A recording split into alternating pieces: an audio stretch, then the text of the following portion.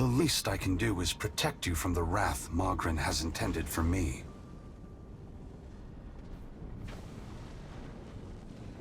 This doesn't make us even, you know. Perhaps I will have another opportunity to make amends. Until then, this will have to do. Brace yourself, Watcher. Guys and gals, we are literally being touched by the hand of God right now. Despite herself, Shodi squeals. Trembling, she sways on her feet as if she might faint. You better be sure of what you're doing, Aethys. You better be making things right. Because either way, we're the ones paying the cost. All that I have done for your sake. If we do not meet again, Adair, please, take care of the Watcher. Aethys' great hand floats away from the luminous Audra pillar. As it pulls back, for a brief moment you see a golden tether flash into existence between the pillar and the great Titan's back. Oh my god, it's the music. When the Audra fingers gently cradle you, there is first a sensation of warmth, but it is followed by a harsh splitting of consciousness. Your awareness vacillates erratically between the physical world and the spiritual dimension of Aethys' body. Your soul glides amid the many trapped with Aethys. As your brilliant form passes by them, they call and reach out for help. Below Aethys' body, the volcano erupts. Molten rock rushes over the great Audra body, but does not slow its movement. Rathun rush to higher ground, but cannot outpace the lava, which overwhelms and consumes them as it rises. Your attention returns to the heart of Aethys' body. Deep within the whirling masses of souls, you again sense your own presence, the fragment that was taken from you. This time, you reach out to it as it reaches out to you. You meet somewhere in the great mass of Audra, the rest of the souls fading at the edge of your awareness. We are together again. Are you ready to be together again? Why wouldn't I be? Since we've parted, you've become someone else. I have become myself. When we join, we won't be ourselves anymore. Your senses yank back to your body, still in Aethys' hand. There is light, sunlight. He has emerged from Ashen Maw, the rim of the volcano and the great keep of the Rathun collapsing behind him. The Audra is barely visible through the thick lava covering his body, and still, he moves. Look at this art, man. The ocean is gone, water sucked away, leaving only the bare seabed glistening in an ominous silence. You summon the strength to turn your head. Through the cracks in the great god's fingers, you see a wall of water, taller than Nekataka, taller than Aethys, as tall as the moon. It comes with the rumbling of a terrible stampede. There's no way you can withstand The that. wave slams into Aethys. His hand closes, protecting you from the devastation. Somewhere in your mind, you hear Andra screaming. You are back inside him, back with yourself. Are you still the same Watcher who devoured the souls at Heritage Hill? Darkness roils within the soul as it awaits your response. I am.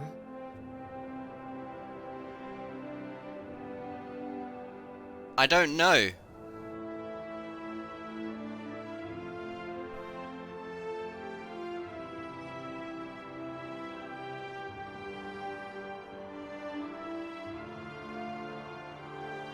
No, I've changed. I'm not that person anymore. This may be painful then, but I suppose it will be so for both of us. You feel cool air, seawater. The back of your mind pulls your attention back to your body. Aethys stands amid the now calm waves. Kraken futilely clinging to his limbs as he gingerly sets down your ship with one hand. He carefully opens his other, setting your body on the deck. As your head comes to rest, Your vision rocks forward, pulled back into the Audra, back to your soul. Some of us is lost to him. Fragments and the empty spaces between them. They will always be a part of him. But we are still us. And it's time for us to go. Together. Together. The soul rushes toward you, flying into you with ferocious speed. You are thrust back through the Audra, out of the palm of Aethys's hand, back into your body. You can feel the sensation of your skin, the warmth of the Audra, but you are not fully in control. The other soul struggles to reach the surface of the body's consciousness, but you pull it down. Entangled, you float in a dark, boundless expanse. The more you fight each other, the closer you become, until somehow, impossibly, every piece of you is touching every piece of them. Through the distant window of your eyes, you see Aethys push slowly against your ship. Though his touch is light, it is still the touch of a god. The ship lurches, rapidly tearing across the water southward. His hand pulls away from your ship's wake, his body straightening, towering overhead. The volcanic rock, now cooled and gently steaming, sloughs from his body as he moves. The Audra beneath is still immaculate, unmarred. He watches you depart, and you hear a voice in your mind as you sink deeper into the blackness of sleep. Tell them what you have witnessed, Watcher. Tell them what is coming. The windows of your eyes retreat into the distance. The fragment of your soul is so close to you in the darkness that you can't tell if its thoughts are separate from your own. Aethys is going to Ukaizo? He's going to stop the wheel? He's going to stop the wheel. Aethys is going to Ukaizo. Aethys is going to Ukaizo. He's going to stop the wheel. The words repeat in your mind until they become an incessant, meaningless mantra.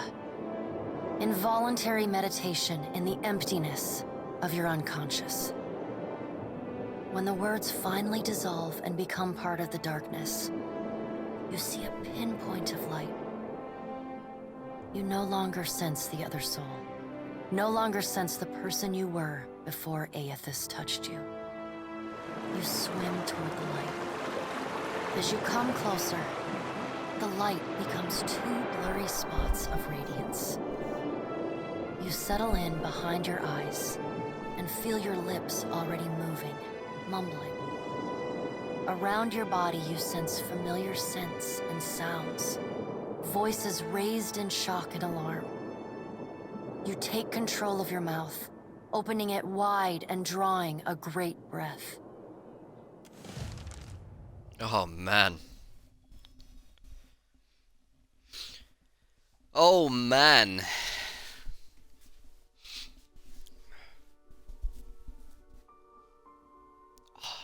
I love the narrator's voice, man.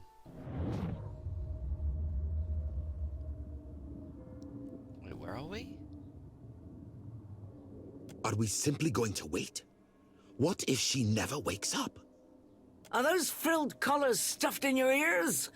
If the Watcher's mumblings are right, then Aethys is marching on Ukaizo. We have to move.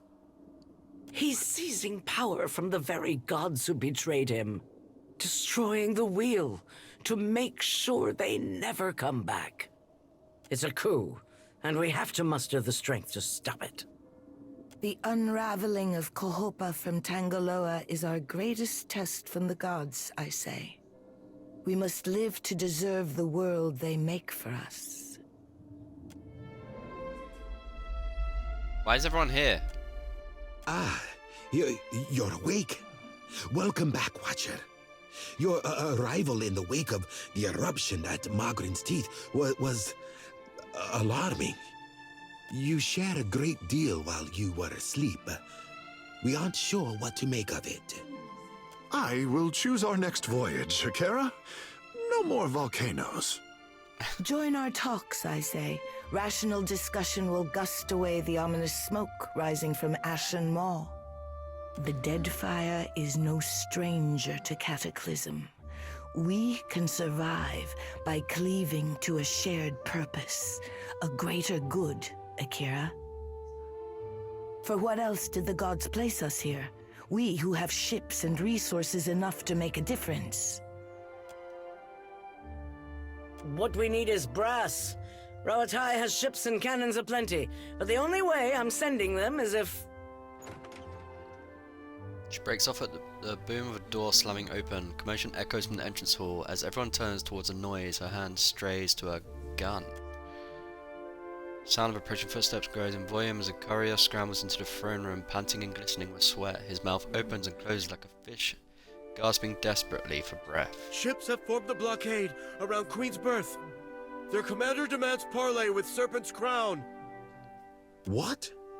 But what about our ships? I must get a message through to the captains. For what do our enemies paint a target on their hull? This is a stirring bid for my attention. Send word to my water shapers to drain the sea around the flagship. I would parley on better terms than this. My queen! They fly the colors of pirates! The Principi are...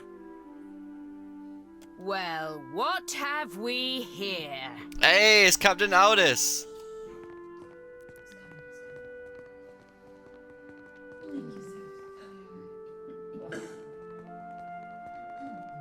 The motley sailors who don't hold the Juana guards at bay with drawn weapons take in some of their more opulent decorations with avid interest.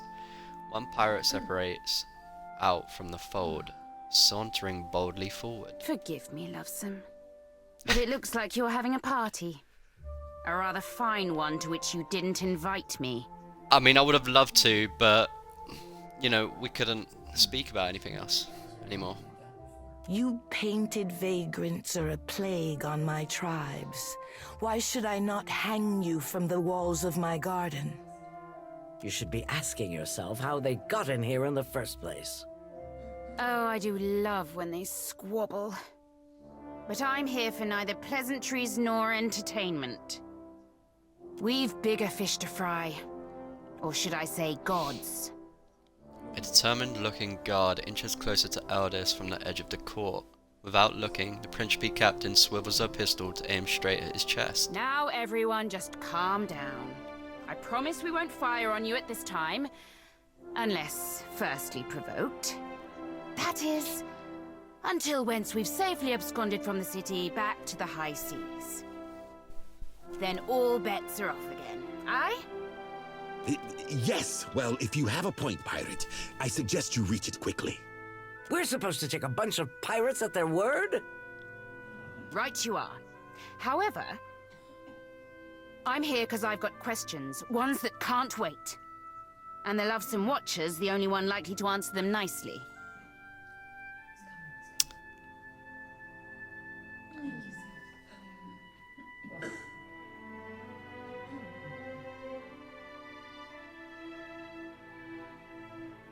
Listen.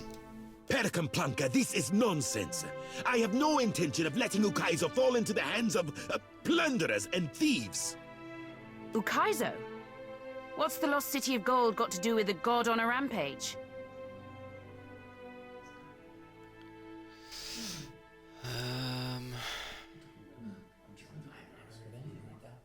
Aethys is going to shatter life and death while the rest of you bicker over land rights.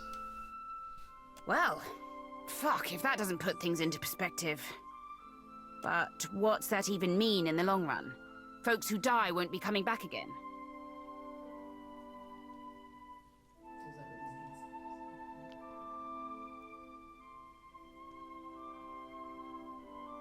It's possible, I don't know, this isn't exactly common. This is all dark and foreboding sounding. But what's it mean for my soul? I mean, I like the idea of pirating throughout the Great Beyond as much as the next gal. But if, say, I got no awareness after I die, Does it even matter what happens? Ak, of course you have no interest past that of your eyes and your stomach. Let us speak now of what can be done. Must be done. Watcher, you know best of all of us what our options are.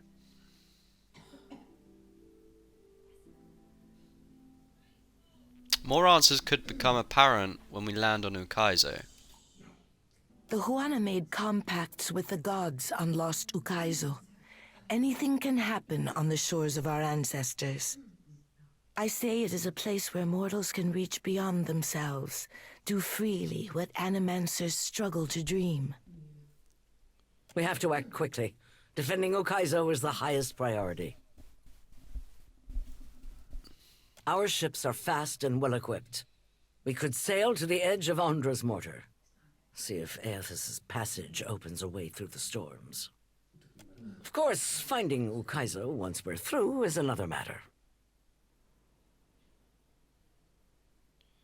Wait, my soul calls out from inside him? Didn't we get our soul back?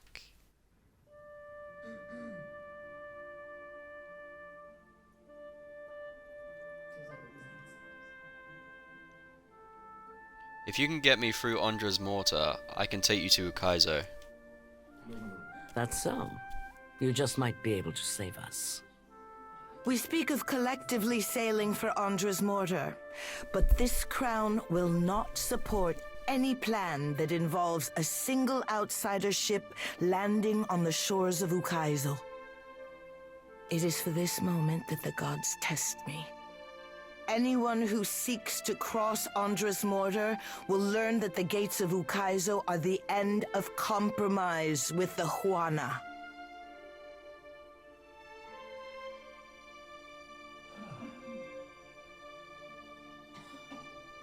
We're not here to debate over territory. Our souls are in jeopardy. I don't like that one. I don't think she'll care. Can everyone agree to an armistice while we work through this crisis? I don't mean to let Aethys end us while we bicker. But the fate of Ukaizo is not exclusively a Huana concern. I think I'm getting the gist of it now. While these witless princocks go at each other's throats, we Principi will cut through the storms and plunder the City of Gold. Whatever Aethys is seeking in those ruins, we'll find it, and then we'll sell it to the highest bidder. That, or me and mine will have front row seats to the end of the world. If the Huana cannot take back our beginning, then our end fast approaches. The gods will judge us by our devotion to Ukaizo. Are you going to guard it as closely as you've guarded your palace today? Ukaizo was yours once, and you lost it. Meanwhile, the storms that cover Ondra's mortar plague Rauatai too. We will help the Watchers stop Aethys, but we will not leave our country's future in soft hands. We hope the Watcher agrees. Watcher, there are two kinds of people in the Deadfire. Those who have called it home since time immemorial, and opportunists. With Ukaizo under our control, the Huana would restore order as it has not been seen since the days of our ancestors. Ak, order. And the only question is whether it will be the order of ignorance and tradition, or else of conquest. The secrets to be found in Ukaizo could elevate us all beyond the telling. I will not relinquish that dream so easily.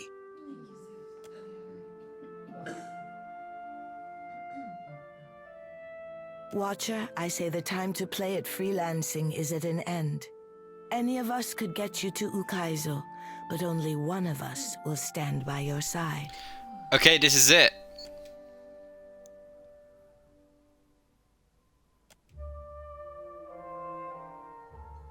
Let's speak, Watcher, while we Forge have alliances and A prepare word? your ship for a hard voyage. What's on your mind? You came to the Deadfire for your own reasons. The problems of others, they must be noisy obstacles by comparison. We both know the burden of being looked to as a source of hope. What say?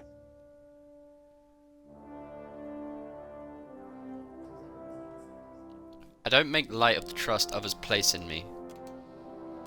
Well, then you have the distinction of being more generous than Ngati's chosen. Letting out a sigh and planting his hands on his hips, Takehu grins with deep satisfaction. He locks his eyes with yours and makes no move to break the contact. You look like you want to get something off your chest. Ikera, just so. All the powers of the Deadfire have their eyes on the Watcher of Cadnua. Tell me, is the Watcher watching anyone? Jyoti and I are awfully close. Ah, so innocence and piety inflamed your desire. A pity you did not glance in my direction sooner, Captain. The pain of a missed opportunity. It is divine, I say. Okay.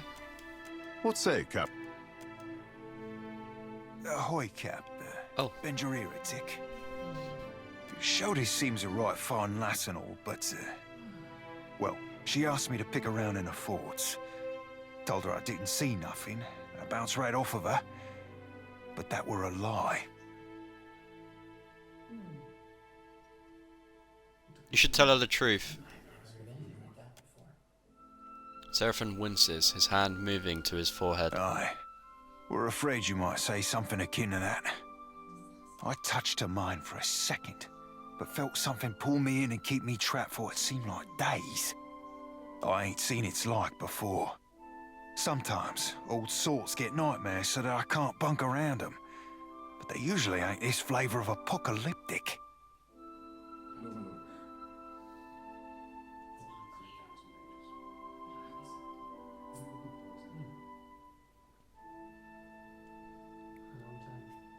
I know Jyoti has nightmares. You could help her overcome them.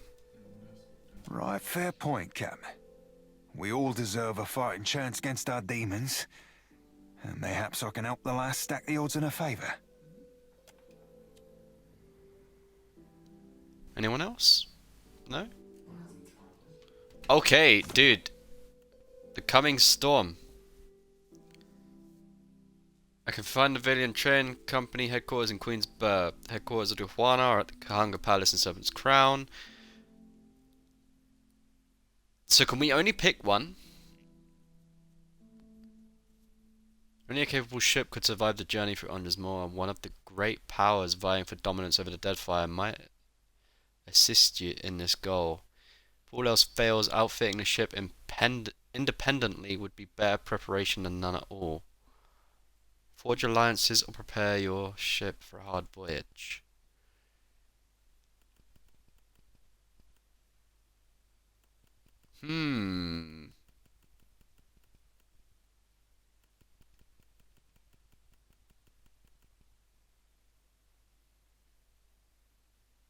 Oh, we can return to Sansa now.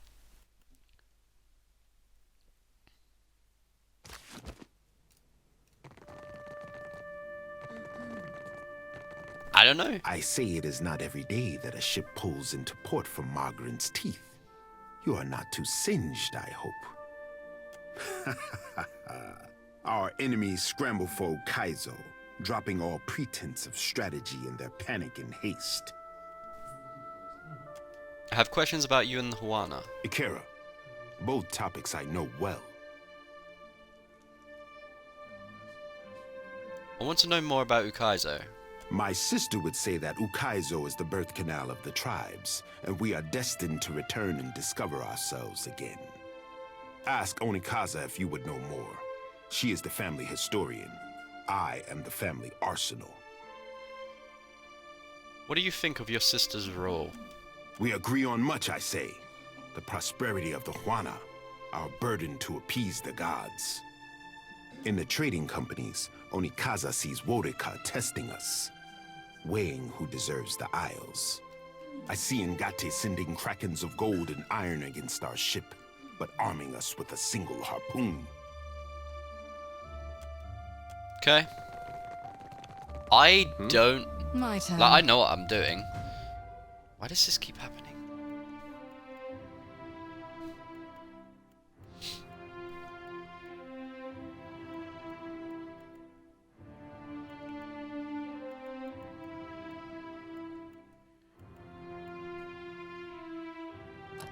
Let's get more insight. Oh wow, okay. We now get this imbued death. Briefly store a spell and ammunition of your ranged weapon, then perform a primary attack, releasing the magic on impact. Stores the spell a death ring. Doesn't actually say what it does. Oh wait.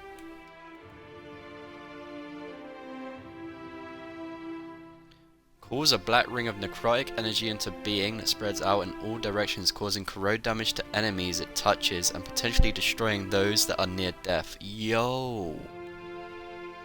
So it's only an enemy thing as well. It can't hit allies. No way. That's pretty cool. Okay, what's this? Shadowed Hunters. The ranger and their animal companion both actively conceal themselves, vanishing from sight until they attack. While invisible, both the ranger and their companion receive healing and reduce hostile effect durations. Oh my god.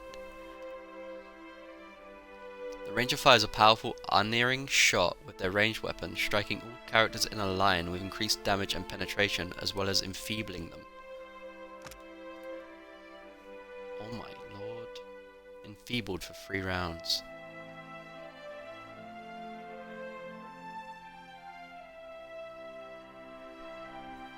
Okay. What is this? The ranger has trained their companion to use their mobility and quickness to outmaneuver enemies in combat. When an enemy misses the ranger's animal companion with a melee attack, the enemy receives a penalty to their deflection. Increase your power level, increasing the effectiveness of all abilities. I'm going to do that. The ranger's weapon attacks interrupt on critical hits. So I'm gonna get this, and I think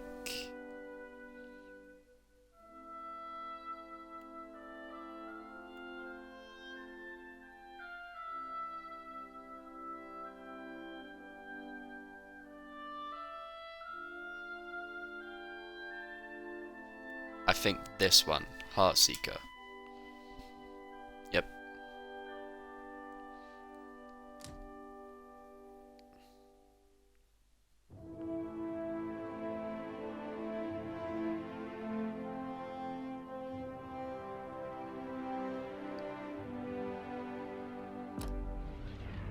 Great.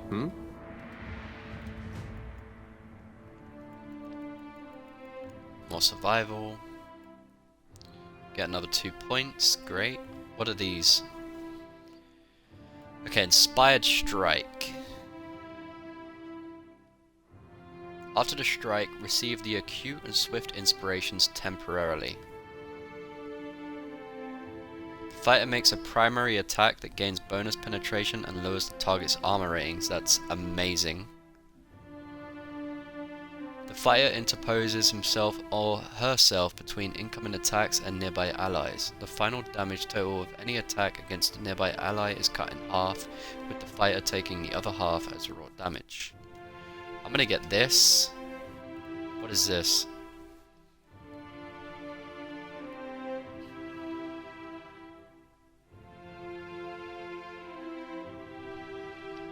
When the fighter rises, he or she regains discipline.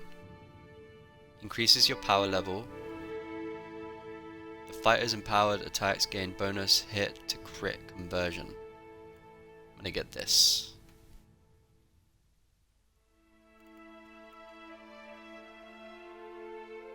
Yeah. What's this one?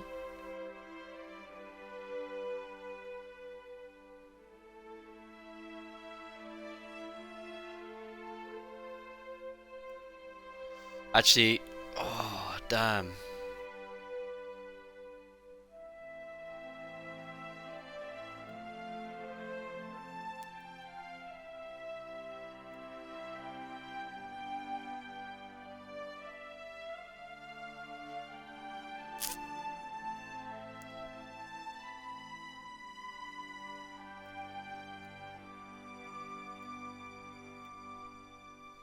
I guess we don't need this one then, because we have this attack now. Primary attack that gains bonus penetration and lowers the target's armor ratings.